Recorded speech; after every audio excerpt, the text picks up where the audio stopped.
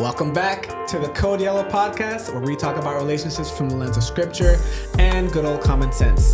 If you like what we bring, make sure you like, share, and subscribe, and join us on the road to 1,000 subscribers. Make sure all your friends tune in and enjoy the family.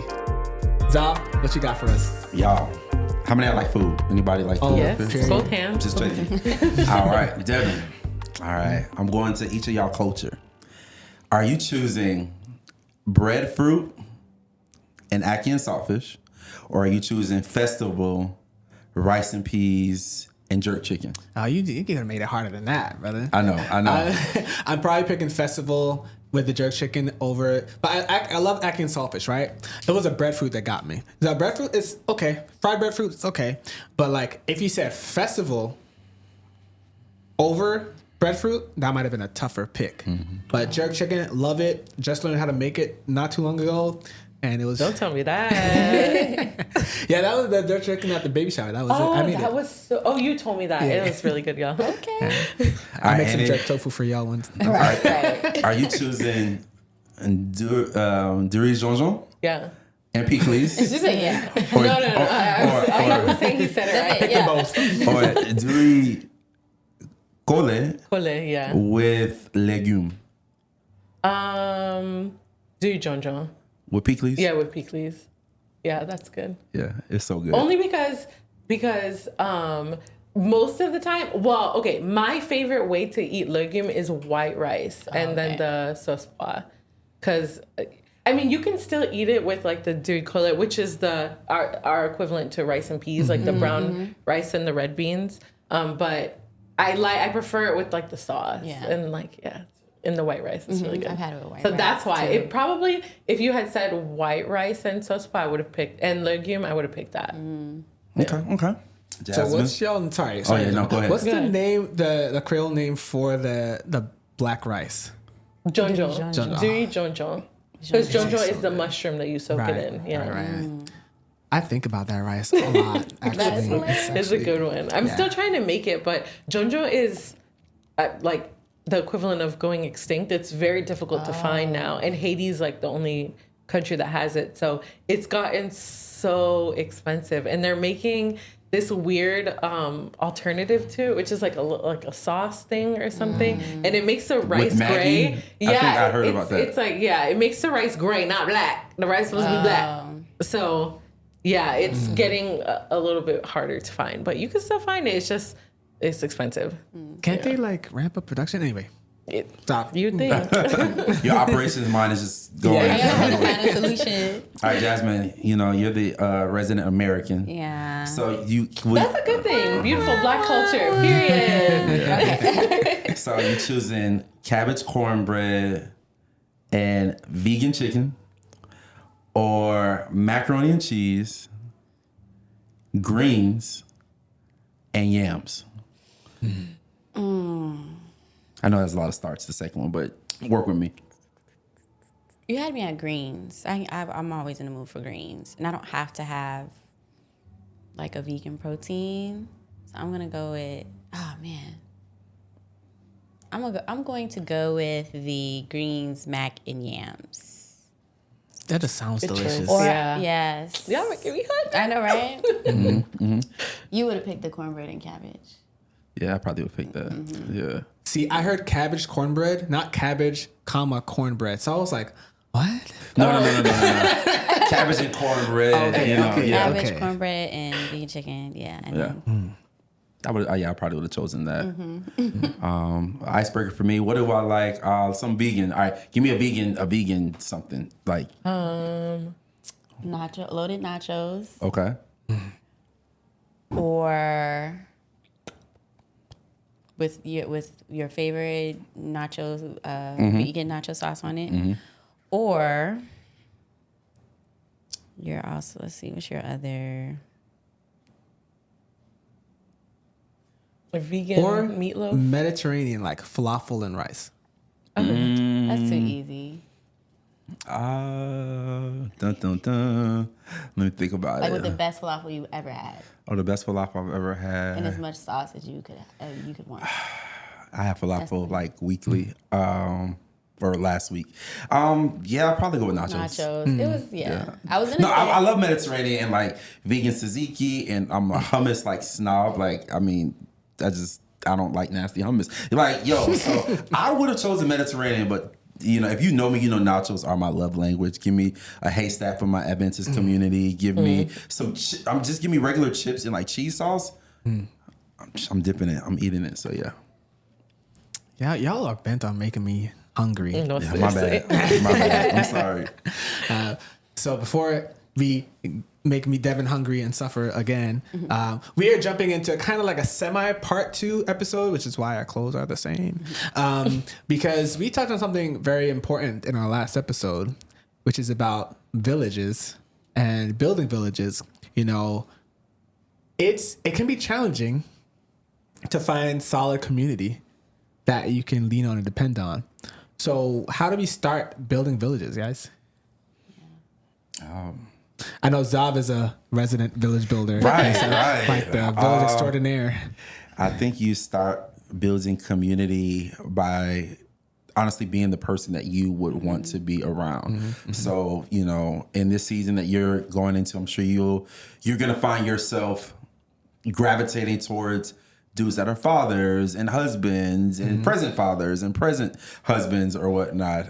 And so just being around those individuals, and like, I'm the type of person, like, I'm the follow-up king. You know what I mean? Like, hey, yo, let's go. I was like, I don't do coffee. Like, I always lead with this line. I don't do coffee, but we can get a smoothie. Like, I know tons of smoothie places. We get a bowl. I know some black-owned spots. Like, let's roll. So like, being intentional, because I feel like the average person doesn't do that. Right. Like, I just, like, I don't think they do that. They're like, man, if I see you, I posted this meme recently. Y'all might have seen it. Devin's never on social media. He probably didn't see it. But it was just like, adult friendships are like, yo, I'm going to see you in June or whatnot. And we like in April, or March, April, whatever month we're in. And so I was like, yo, that's so real. But it takes just being like that intentional with your village, because, you know, respectfully speaking, whether you have children or not, whether you have extensive job or you're on your feet for 12 hours or not, bro, all of us are busy. And I don't like playing the game of like, you're more busier than me and you have more time than me. Like, nah, like, you may not have children, but you might have other responsibilities, aging parents, or maybe you're building a business from scratch and you're up at night and you're getting 5 hours of sleep, just like the person who just had a baby, right? So I don't like to play that game of like, who's busier or whatnot. Like, we all are busy. But it starts with that intention and just hanging around individuals that are like-minded. Yeah, I definitely think creating opportunity to support people. You know, if you know someone, you meet someone, or you're getting to know someone, and they have a favorite pastime or hobby, or they're going to be in a competition or something, just being in the stands and supporting can make a difference. Or, you know, following up, asking them how did it go, and really fostering just organic connection. I think is a good segue to eventually creating community, and like Zav said, being there for people in the ways that you would want them. And sometimes you're making a deposit in an area that you may not foresee. So, you know, I'm not encouraging people to say, oh yeah, I need to go around being there for people because I want people to be there for me, like that being like you're leading with that. But people will remember how you were there for them and how you supported them. And when you may not even realize, you know, you'll just mention an update and someone will say, oh, we'll help, well, we'll be there for you or what have you. And it just perpetuates. Also, people with children of all ages, you know, I remember in my youth when I have a lot of fictive kin, or as people might say, like play aunties, but they're legit. They've been around since before I was born, and some later in life. But graduations, birthday parties, really significant events, they've been very supportive. And you know, I think about that, and so when I have the opportunity to be there, whether it's close friends of mine, their children, or just other children in the community or at church, I continue to like think about how good it felt to have that. And so if there's an opportunity for me to be there for another youth in that way, I do it. And then I'm realizing, you know, prayerfully, Zenith will have that, you know. But even before having a child, I wasn't thinking, okay, I'm doing this because I want someone to do it for my child one day. But just how good it felt to have that, and having that, like, I get to be an auntie now, you know. It feels good. It really does. Have you guys read the book Hunt, Gather, Parent? I have it. I Oh have yeah, it. did we talk about that? We Yes, talked you were about like, it. it's a must read. So I'm Yeah. really looking forward to it. Yeah. Yes, great. Yeah. For me, my take is like a little it's not different, but for me, I feel like friendship begins at inconvenience. Because Wow. it's really That's good. easy for people to, like kind of like it, like with life just kind of going, like you find people who are in similar chapters. And so I feel like you don't really realize like someone's truly your friend until like it's a situation where it's not necessarily convenient for them to be there for you, but they are there for you I agree with because that's friendship. Like that's where love begins. It's like it wasn't convenient for Christ to die on the cross for us. It wasn't like, but he did be out of love and out of Right. sacrifice. And friendship is sacrifice. It shouldn't always be about, it just like Jasmine was saying, it's not about like sewing into it what you feel like later on. It's just like people need me right now. So it's not about like later. It's about right now. Because like friendships change also. So Yes. even if someone is like right now, like I'm able to be there for you guys with Zenith, who knows, like God willing, like you have multiple kids if that's what your desire is. And then maybe by the time I have one, like you may not be able to sew into me the same way I was because you might have 3 kids by Right. then and I'm just on one. Like that's hard for you too. Or we might move, like you never know. But it's like you are sewing because like that's what God has called you to do. God has called us to think outside of ourselves. God has called us to be there for people, to love, and like it's not always convenient to do that. So Yeah. Wow. I just my brain just went blank. Right? No, but what you said was so key, right? Like it's friendship does start at the inconvenience where the rubber actually meets the road. Like, and you can't just decide not to be part of the village just because it's a little bit hard. yeah. Like, and we were talking a little bit earlier. Let's go into that. What you had seen on TikTok. About Yes. So on TikTok, there is a lot of conversation about that because there was, and no shade to the girl, you were just expressing yourself as we do on TikTok.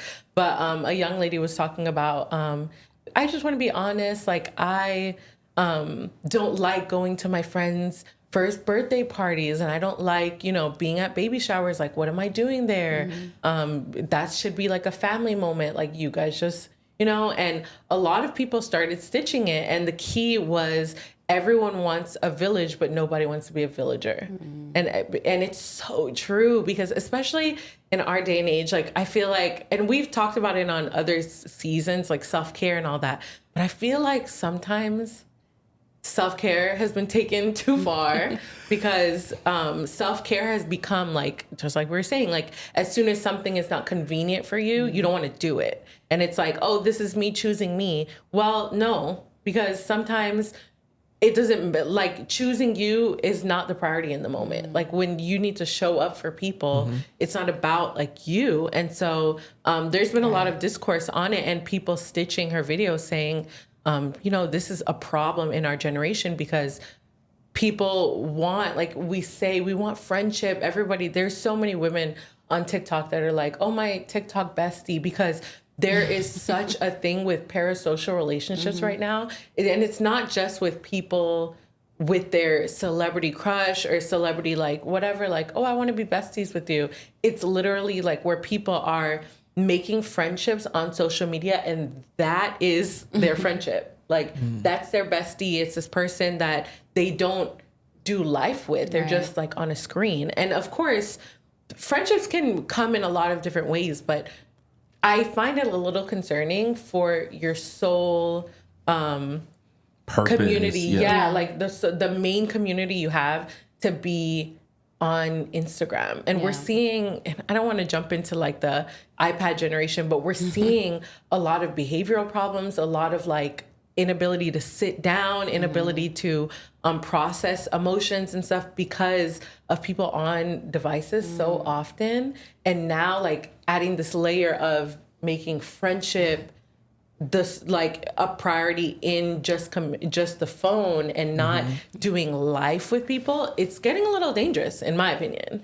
And so I really am hoping this episode can foster for people, like challenging them, like get out there, make friends, make community, be the people you are asking for, because it's not healthy for your life to be on a device. Right. And I also think when you are building community, don't take advantage of people. Jasmine and I had someone in our lives, and, you know, single parent, and just, you know, had a lot of stuff going on, but would just call us when like drama was unfolding or whatnot. And we, you know, are not drama filled people. You know, we that's not the wavelength that we operate on. So it's like, I want community, you know, I want to meet with other like-minded individuals, but yet, you know, you are burning bridges and you are, you know, dumping your child off. Not, you know, that's just an example. Not saying this person did that, dumping your child off and just like not being honest and whatnot. Like those are the things that, you know, maybe that the young lady on TikTok went through, and she was just like, because I went through this, now I'm burned, I'm jaded, and I can't. So I think I'm gonna talk to the camera, talk to you. If you are trying to build community, if you're trying to build a village, make sure that you are being reciprocal. Make sure, not saying that like you don't bring like your issue and your and problems to your friends, but don't burn people out. People get burnt out by the village sometimes, and that's so not a good place to be. And village support may not be a one-to-one transaction, and I don't even know if transaction is right, but what I'm basically trying to say is might not be an even trade. Yeah, it may not be an even trade, and so bring your gifts, bring your talents, bring your strengths, and vice versa. You just never know how the way that you're able to support someone is a blessing to them, and they're able to support in a different way.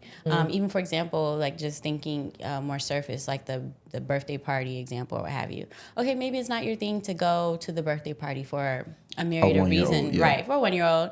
And again, it is not about you, but let's just say for whatever reason, you have a good reason as to why you don't want to spend your time that way. Maybe you could support in a different way. Maybe you can help decorate. Is there something that you need for the party? You know, there are just different ways that we can be of support to each other and show up for each other in different ways.